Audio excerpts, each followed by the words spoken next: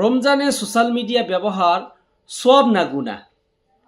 অনেকেই আমাকে প্রশ্ন করে, হুজুর, রোজা রেখে ফেসবুক বা ইউটিউবে রিলস দেখা এটা কি রোজার ক্ষতি করে? আমি উত্তরে বলবো, যদি কন্টেন্ট হারাম, গীবত, অশ্লীলতা দিয়ে ছড়িয়ে থাকে তাহলে অবশ্যই রোজার সওয়াব নষ্ট হতে পারে। এ ব্যাপারে মহান আল্লাহ রাব্বুল আলামিন পবিত্র কালামুল্লাহ শরীফের 24 নম্বর সূরা আন-নূরের 30 নম্বর আয়াতে কারিমার ভিতরে ইরশাদ করেন, কুল্লিল মুমিনিনা ইয়াগুদ্দু মিন আবসারিহিম, হে মুমিনগণ, তোমরা তোমাদের নজরকে হেফাজত করো, কন্ট্রোল করো।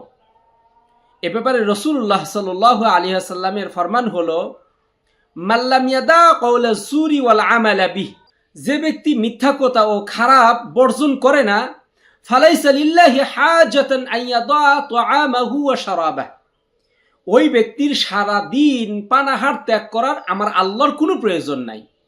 অর্থাৎ যে ব্যক্তি রমজানের রোজা রাখার পরেও অশ্লীলতা, গীবত, শেকায়েত, পরনিন্দা এগুলো ছাড়তে পারে না এবং মিথ্যা কথা বর্জন করতে পারে না, ওই ব্যক্তি সারাদিন উপোস থাকা, ওই ব্যক্তির সারাদিন পানাহার ত্যাগ করার আল্লাহর কোনো প্রয়োজন নাই।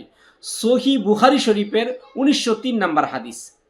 আমি সমসাময়িক যে উদাহরণটা দিতে চাই, রমজানে রাত জেগে ইসলামিক কন্টেন্ট না দেখে, ইসলামিক ভিডিও না দেখে শুধুমাত্র রিলস দেখা, এটা কি রোজার উদ্দেশ্য হতে পারে? যদি আপনার বিশেষ প্রয়োজন হয় তাহলে নির্দিষ্ট টপিক সার্চ দিয়ে শুধু ইসলামিক কন্টেন্ট আপনি দেখেন, তাহলে এটা আপনার রোজার ক্ষতি করবে না ইনশাআল্লাহ। আমি শিক্ষণীয় যে বিষয়টা আপনাদেরকে বলতে চাই, রমজান হলো তাকওয়া অর্জনের মাস। এই তাকওয়া অর্জনটা শুধুমাত্র ব্যক্তি জীবনে, স্বাভাবিক জীবনে নয়, ডিজিটাল জীবনেও হতে হবে।